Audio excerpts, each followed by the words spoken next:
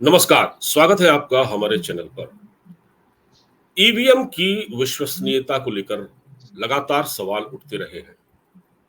जब से चुनाव शुरू हुए हैं हमारे यहाँ, उसके बाद भी लगातार इस पर सवाल उठ रहे हैं। राजनीतिक पार्टियां, खासकर कांग्रेस और समाजवादी पार्टी जैसे दल, ईवीएम की विश्वसनीयता पर सवाल उठा रहे हैं और अब तो सुप्रीम कोर्ट ने इनकी हवा निकाल दी है। सुप्रीम कोर्ट ने एक पीआईएल की सुनवाई करते हुए साफ तौर पर कहा कि ईवीएम में किसी प्रकार की कोई खराबी नहीं है और भविष्य में भी भारत में ईवीएम से ही वोट डाले जाएंगे। इस पूरे मुद्दे पर बातचीत करने के लिए मेरे साथ मौजूद है एक्स्ट्रा ऑफिसर एन के सूद साहब। स्वागत है आपका सर। नमस्कार जी, बहुत बहुत शुक्रिया आपका। तो सर, ये सुप्रीम कोर्ट का जो रिमार्क है या सुप्रीम कोर्ट की जो टिप्पणी है या फैसला जो भी कह सकते हैं, उन्होंने तो ईवीएम पर मोहर लगा दी है। अब क्या करेंगे ये समाजवादी पार्टी, ये कांग्रेस, ये संगठन क्या करेंगे अब? कुछ नहीं, शोर मचाएंगे। शोर मचाने का इनका पर्पस ये तो है नहीं कि ईवीएम के अंदर कोई गड़बड़ी है। ईवीएम स्टार्ट कब हुई थी? 1982 में केरला के अंदर स्टार्ट की गई थी ईवीएम, और उस टाइम पे कांग्रेस की गवर्नमेंट थी जब ईवीएम स्टार्ट की गई, और TN Seshan chief election commissioner थे उस टाइम पे। और एक ये पर्पस से स्टार्ट की गई थी कि एक तो ये जो प्रोसेस है ये फास्ट हो जाता है, बड़ी बड़ी लाइनें लगा करती थी पहले, और दूसरी बात है कि इससे गलती की कोई गुंजाइश नहीं होती, और तीसरी बात है इसके अंदर हेराफेरी नहीं हो सकती और चौथी बात है कि बहुत सा जो कागज खराब होते थे वो नहीं जी। होंगे, और लोगों पे कंफ्यूजन नहीं होगा। और ये प्रक्रिया चलती रही, किसी ने कोई ऑब्जेक्शन नहीं उठाई। जब कांग्रेस पावर में थी तब कोई इशू नहीं हुआ। जी। और एक बार मैं अटल बिहारी वाजपेयी से बात कर रहा था, उनसे मेरी जी। बात होती थी कई बार, तो मैंने कहा सर इलेक्शन के अंदर कुछ गड़बड़ी होगी, यहाँ पे इतनी वोटें ले जाएंगे कांग्रेस के लोग, कुछ ऐसी बात चल रही थी। तो उन्होंने कहा देखो भैया, हमें सब कुछ पता है। होता क्या है, जी। जो भी पार्टी पावर में होती है उसको 5 से 7% का फायदा होता है। किसी स्टेट पे हो या सेंटर में, हम उसको लेके चलते हैं, और हमको उसी चीज को माइंड में रखना पड़ता है, क्योंकि वो मशीनरी भी यूज करते हैं अपनी। कई बार कुछ लोग अपनी पुलिस भी यूज करते हैं। तो इसमें कोई गलत बात भी नहीं है, और इसको एक्सेप्टेड जॉब माना जाता है। जैसे आप सोचे, कहीं पे आप कुछ काम करते हैं तो उसके अंदर माना जाता है कि इतनी तो फिल्ट्रेज होगी इसके अंदर। लेकिन ईवीएम के अंदर कोई झगड़ा नहीं था। झगड़ा तब स्टार्ट हुआ जब पीएम मोदी पावर में आए, तब भी लोगों ने शोर मचाना शुरू कर दिया और दूसरी बात है कि जब कर्नाटक के अंदर इलेक्शन हुए और कांग्रेस जीत गई, तब तो ईवीएम का शोर नहीं मचा। जब हिमाचल में पंजाब में कांग्रेस सर। जीत गई, जी। नहीं, हिमाचल में जीत गई तब भी कोई शोर नहीं मचा, और पंजाब में भी जब कांग्रेस जीती है, उसके आम आदमी पार्टी जीत गई, तब भी कोई शोर नहीं मचा। शोर तब मचता है जब इनको लगता है कि हार जाएंगे। और देखिए, अखिलेश यादव का क्या कंडीशन है यूपी के अंदर, बुरे हाल है उसके, अखिलेश यादव के। क्योंकि अब उनका जो धंधा था या वोटें छीनने का जो पर्पज था, गुंडा राज, तो खत्म हो चुका है। योगी पावर में है, योगी ने बहुत काम कर लिया वहां पे। तो अखिलेश यादव को लगता है कि मेरा जीतने का तो कोई स्कोप नहीं है। चलो, एक एक शुगल मेला ही सही, क्योंकि इनके पास कोई इशू है नहीं। ना कोई प्रोग्रेस का इशू है, ना कोई पॉलिसीज है, ना कोई प्रोग्राम है, ना कोई डेवलपमेंट की है। इन्होंने सिर्फ चोरियां की है। और इनका एक पर्पज था कि पावर में आएंगे तो लूट मार करेंगे, वही करते रहे। अब पावर में आने का कोई रास्ता नहीं दिख रहा, क्योंकि पीएम मोदी बैठ गया। पीएम मोदी ऐसे काम कर रहे हैं कि जैसे ये देश की प्रोग्रेस को इस हाइट तक लेके जा चुके हैं कि इनको कुछ नजर नहीं आता कि क्या करें। जी। इलेक्शन कैंपेनिंग के अंदर इनके पास कोई इशू नहीं होता। या तो पीएम मोदी को गालियां देते हैं, या भारत को गालियां देते हैं।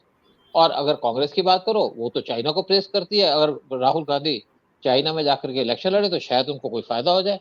अब चाइना को प्रेस करके अब दिल्ली के अंदर या इंडिया के अंदर इलेक्शन जीत नहीं सकते। तो इसीलिए ये ईवीएम का शोर मचाते हैं। और जैसे अब सुप्रीम कोर्ट ने इनको पूरी तरीके से कह दिया कि ईवीएम रहेगी, और इससे पहले ईवीएम ने जो आपके इलेक्शन कमीशन के लोग थे उनसे बातचीत की थी, और पूरी प्रक्रिया को समझा था उन्होंने, और तभी ये दिया। अब प्रशांत भूषण, ये एक्चुअली पिटे हुए इस टाइम पे वकील हैं। बहुत शोर होता था इनका, बहुत केस लेके आते थे, पीआईएल के केस उठा के लाते थे। और इनको कुछ लोग कहते हैं कि ये अर्बन नक्सल है, और इनका पर्पज है कि देश के अंदर एक तरीके से गड़बड़ी फैलाना या गवर्नमेंट को टारगेट करना। और अब इनकी ज्यादा सुनी भी नहीं जाती। लोग भी पहचान गए, जैसे केजरीवाल को पहचान गए, इनको पहचान चुके हैं। पहले केजरीवाल के साथी थे, आपस में डिस्प्यूट हो गया, और आप समझ सकते हैं किस बात का डिस्प्यूट होगा। और यही प्रशांत भूषण जो है, ये एक इंसिडेंट हुई थी कुछ साल पहले, कुछ लोगों ने इनसे परेशान होके, इनकी आदतों की वजह से इनके ऊपर अटैक कर दिया, जबकि मैं इसको क्रिटिसाइज़ करूँगा जो इनके ऊपर अटैक किया गया। लेकिन लोग इनसे चिढ़े हुए हैं इनकी आदतों की वजह से, इनके एटीट्यूड की वजह से, और जिस तरीके से देश को बर्बाद करने की या सोचते थे कि देश को किस तरीके से गलत रास्ते में मोड़ दिया जाए, उसी पे काम कर रहे थे। पहले सुप्रीम कोर्ट में जब प्रशांत भूषण खड़े होते थे तो जजेस उनको सुनते थे, लेकिन इन्होंने अपनी रेपुटेशन को खुद खराब कर लिया, नेगेटिविटी की वजह से, नेगेटिव बातें करने की वजह से। मतलब इन्होंने कोई ऐसा काम तो किया नहीं, ऐसे इश्यू तो उठाए नहीं कि जिससे देश का भला हो या जजेस का भला हो। इवन सुप्रीम कोर्ट ने इनके ऊपर एक टिप्पणी लगा दी थी और इनके ऊपर फाइन लगा दिया था, और जब इन्होंने फाइन देने से मना कर दिया तो सुप्रीम कोर्ट ने कहा कि तुम्हारे को जेल भेज देंगे। लेकिन वहां पे शायद सुप्रीम कोर्ट ने सोचा क्यों कंट्रोवर्सी रेज करें, इनको एक तरीके से माफ कर दिया, कहा आप 1 रुपए का फाइन दो। और जैसे आप, मैंने इनसे कहा कि आप अर्बन नक्सल है ये, तो इनकी इंसल्ट तो बहुत हुई, लेकिन इनकी इज्जत चली गई कोर्ट के अंदर, और जो इनकी एक इज्जत थी आम पब्लिक के सामने, वो भी ये लूज कर चुके हैं, क्योंकि अब इशू ऐसे उठाते हैं कि जिससे कोई देश का फायदा ना हो, लेकिन देश को रोका जा सके, और उसी में लगे हुए हैं। लेकिन अब ये वो भी नहीं रोक पा रहे। अब ये सुप्रीम कोर्ट में चले गए थे ईवीएम को लेकर के। ईवीएम, सुप्रीम कोर्ट ने कह दिया कि ईवीएम तो रहेगी, किसी को ऑब्जेक्शन हो तो कहे, जो मर्जी करे, ईवीएम के अंदर कोई हेरा फेरी नहीं है। अगर आपके पास कोई ऐसा इशू है कि आप उठा सकते हैं कि ईवीएम के अंदर इस तरीके से गड़बड़ होती है, तो हम सुन भी सकते हैं। तो प्रशांत भूषण को एक तरीके से टोटल नकार दिया सुप्रीम कोर्ट ने, और वैसे पब्लिक इनको नकार चुकी है, और वैसे इनको कोई पॉलिटिकल पार्टी सपोर्ट भी नहीं करती, इनकी इनसे कोई केस भी नहीं करवाता अगर कोई पॉलिटिकल केस हो। बिल्कुल ठीक कहा आपने, ये पीआईएल लगाने के माहिर हैं। हालांकि सुप्रीम कोर्ट ने सर ये भी कहा है कि अगर किसी उम्मीदवार को ये लगता है कि कुछ गड़बड़ी हुई है तो वो 10 दिन के भीतर कंप्लेंट कर सकता है, उसकी जांच भी हम करवा देंगे, उसको सेटिस्फाई कर देंगे। अब प्रशांत भूषण की बात आप कर रहे थे सर, प्रशांत भूषण एक ऐसे व्यक्ति हैं जो नक्सलियों का केस भी लड़ते हैं सबसे ज्यादा, और इन्होंने, ये वो आदमी है जिसने कश्मीर में जनमत संग्रह प्लेबिसाइट कराने की मांग भी की थी, और ये बहुत कंट्रोवर्शियल रहे हैं। और इन्होंने एक सलाह दी कि जिस प्रकार जर्मनी में पहले ईवीएम से चुनाव होता था, वोटिंग होती थी, अब वहां पर बैलेट पेपर से होता है। तो क्या सारे ये जो सो कॉल्ड पढ़े लिखे लोग, इतने बड़े वकील, क्या हमारे देश को पाकिस्तान ले जाना चाहते हैं, पाकिस्तान की तरह बनाना चाहते हैं, जहां आज भी बैलेट पेपर से वोट डाले जाते हैं, या किसी दूसरे थर्ड वर्ल्ड कंट्री में? तो क्या ये स्टोन स्टोन एज में ले जाना चाहते हैं देश को? देखिए, पर्पस इनका यह है देश की प्रोग्रेस को रोकना, देश के सामने कोई हर्डल खड़े करते रहना, लेकिन उसमें अब सक्सेसफुल नहीं हो रहे। जैसे आपने कहा कि नक्सलाइट के केस लेते थे, और अर्बन नक्सल कहा जाता है इनको। लेकिन अब जर्मनी की बात करते हैं। जर्मनी इंडिया के मुकाबले में बहुत छोटी कंट्री है। टोटल पॉपुलेशन जर्मनी की है 8.3 करोड़, और इंडिया की पॉपुलेशन है 140 करोड़, और यहाँ पे एक एक सीट के ऊपर कम से कई बार 20 से 25 कैंडिडेट खड़े होते हैं, बड़े लंबे लंबे बैलेट पेपर आ जाते हैं। जर्मनी के अंदर इस तरीके का कोई काम नहीं है। वहाँ पे 2 या 3 मेजर पार्टी हैं जो इलेक्शन लड़ती हैं, और वहाँ पे लोग इंडिपेंडेंट इलेक्शन लड़ते नहीं। यहाँ तो इंडिपेंडेंट खड़े हो जाते हैं अपना दाव लाने के लिए सामने। और अगर यहाँ पे बैलेट पेपर को बनाया जाएगा इस टाइम पे, तो कई बार बैलेट पेपर कम से कम 2 या 3 फीट से लंबा होगा, वो भी दिक्कत है। और देखिए, दूसरी बात क्या है कि पेपर कैसे बनता है?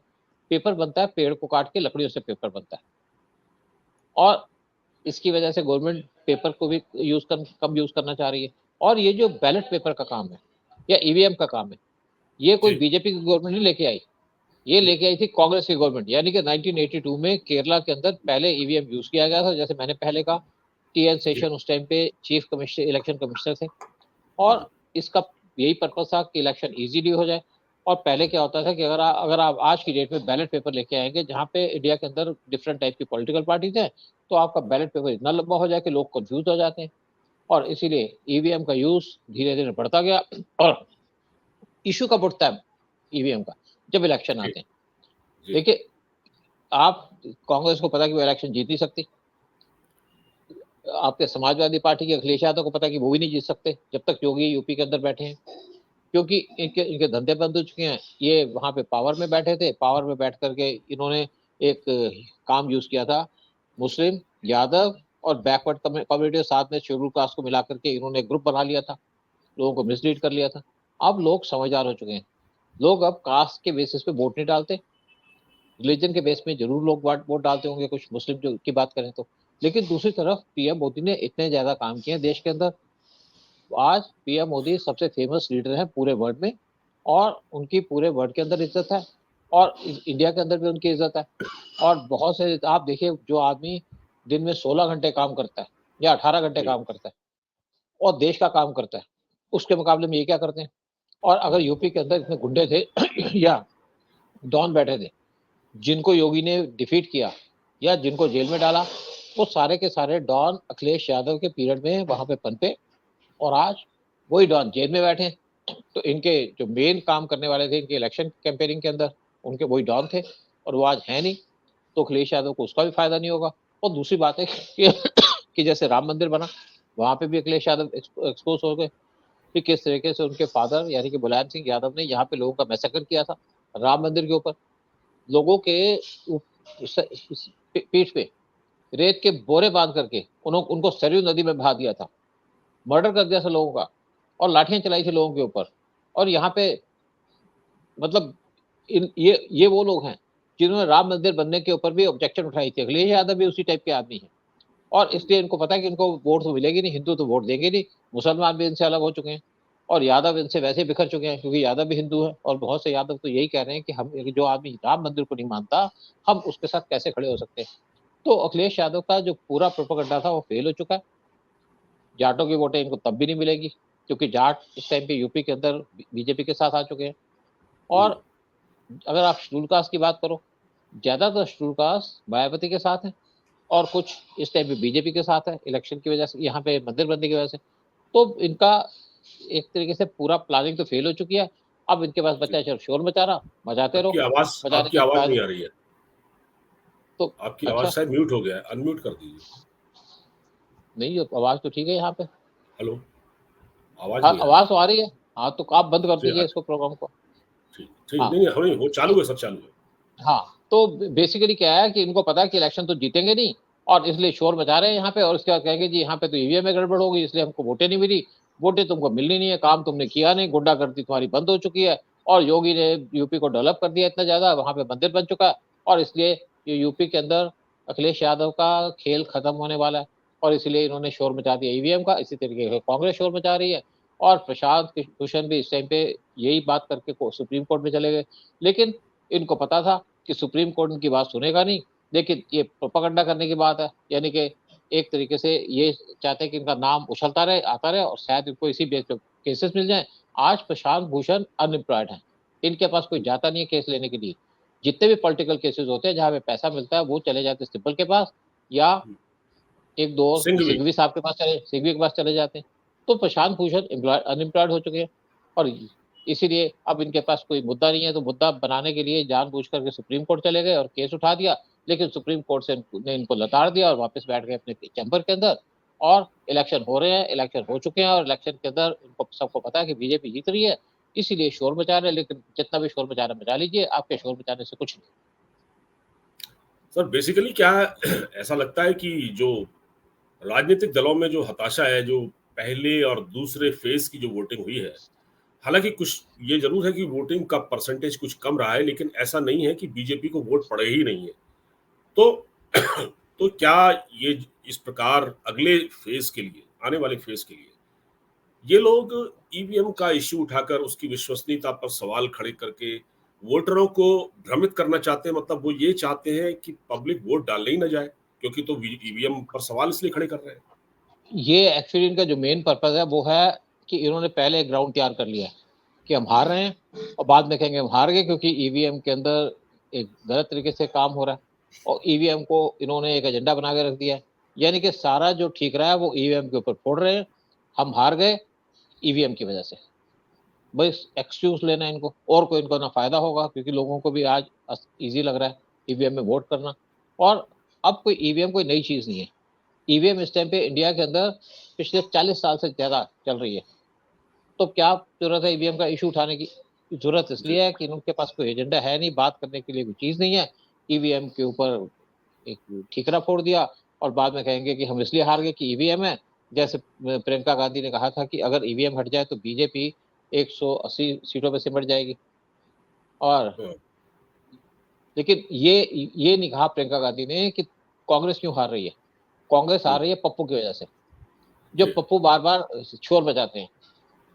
इशू नहीं है उनके पास, लेकिन उल्टे सीधे, या अब वो तो आप देखिए ना, पप्पू की अगर आप बात सुने तो पप्पू तो तू तड़ाक पे आ चुके हैं। पीएम मोदी को इज्जत भी देनी बंद कर दी, प्राइम मिनिस्टर को इज्जत देनी बंद कर दी। और देखिए दूसरी तरफ खड़गे साहब जो बैठे हैं अपने कॉन्स्टिट्यूएंसी पे कैंपेन कर रहे थे और उनकी वहां पे लोग भी काफी कम आए जब वो एड्रेस कर रहे थे। और उस कॉन्स्टिट्यूएंसी में वो 2009 में जीते, 2014 में जीते, लेकिन 2019 में हार गए। और अब उसी सीट पे उनके सन इन लॉ वो कंटेस्ट कर रहे हैं। तो उन्होंने लोगों से क्या कहा, उन्होंने कहा जी आप मुझे वोट मत दो, बड़े गुस्से में थे, कोई बात नहीं, लेकिन जब मैं मरूं तो आप मेरे मरने पे जरूर आना। मतलब उनको लग गया कि वो हारने जा रहे हैं अपनी सीट पे, इसलिए ऐसी सीट बात की। और दूसरी तरफ अगर आप शरद पवार की बात करें, शरद पवार ने कहा पीएम मोदी पुतिन बनना चाहते हैं। सेम बात की आपके भगवंत मान ने पंजाब के अंदर कि यहाँ पे रशिया जैसा रूल होगा, वन पार्टी रूल होगा। भाई वन पार्टी रूल तो होगा यहाँ पे, क्योंकि जब बाकी पार्टियां कोई एजेंडा लेके नहीं आएंगी, कोई इश्यू नहीं होगा उनके पास, सिर्फ गालियां देंगी, तो कौन उनको वोट देगा। अगर आपको इलेक्शन जीतना है तो आप फ्री भी छोड़िए, आप एजेंडा लेके आइए कि आप क्या करेंगे, क्या आप करना चाहते हैं, कैसे देश को आगे लेके जाएंगे, चाइना को कैसे काउंटर करेंगे, पाकिस्तान को कैसे काउंटर करेंगे, कैसे आप देश की फॉरेन पॉलिसी को चलाएंगे, कैसे आप देश के इंटरनल इश्यूज को चलाएंगे, कैसे आप इंडिया से बांग्लादेशियों को भगाएंगे, कैसे रोहिंग्यास को भगाएंगे। अगर इस पे कोई बात करे तो लोग वोट देंगे, लेकिन आप तो इसकी बात ही नहीं करते। आप बात करते दूसरे तरीके से। आप रोहिंग्यास को अपना अगर बनाएंगे कि हमारे वोटर्स हैं, बांग्लादेशियों कहेंगे हमारे वोटर्स हैं, तो कौन आपको वोट देगा। सिर्फ थोड़े से मुस्लिम दे देंगे, बाकी तो कोई नहीं देगा। तो इनके पास बेसिकली एजेंडा कोई नहीं है, काम किया नहीं, काम जानते नहीं किस तरीके से करना। अगर आज राहुल गांधी की जगह इंदिरा गांधी होती तो इंदिरा गांधी एक एजेंडा लेके आती सबके सामने कि मैंने ये किया और मैं ये करूंगी। सिर्फ लोग ये कहते हैं ना आपने इमरजेंसी क्यों लगा दी, लेकिन बाकी चीजों पे था ना उसके पास। वही कैनेडियन है जिसने पाकिस्तान के टुकड़े किए, तो उनके पास एजेंडा था, बात करने की अकल थी, बात करने की समझ थी। इनके पास ना एजेंडा है, ना बात करने की समझ है, ना बात करने की अकल है। देखिए जैसे आप मुलायम सिंह की बात करें, मुलायम सिंह का अपना कंट्रोल था, क्या उन्होंने मुस्लिम यादव को इकट्ठा कर रखा था, लेकिन अपने जो कैडर से उनके ऊपर उनका कंट्रोल था। और अखिलेश यादव कंट्रोल लूज कर चुके हैं और इसलिए शोर मचा रहे हैं, ईवीएम का शोर मचा रहे हैं। लेकिन शोर मचाने से कुछ नहीं होगा, इलेक्शन हो रहे हैं और इलेक्शन के अंदर बीजेपी जीत रही है, इस सबको दिख रहा है। ये तो बिल्कुल ठीक कह रहे हैं आप, बिल्कुल ये सही बात है। और ये कहीं ना कहीं इन राजनीतिक दलों की हताशा है। ऊपर से प्रशांत भूषण जैसे वकील और कुछ संस्थाओं ने, दो संस्थाओं ने ये याचिका लगाई थी, दोनों की ही याचिका सुप्रीम कोर्ट ने खारिज कर दी और कहा कि ईवीएम में कोई कमी नहीं है, बिल्कुल फ्री एंड फेयर इलेक्शन हो रहा है। बहुत बहुत धन्यवाद सर हमसे बातचीत करने के लिए। नमस्कार। नमस्कार, शुक्रिया बहुत बहुत।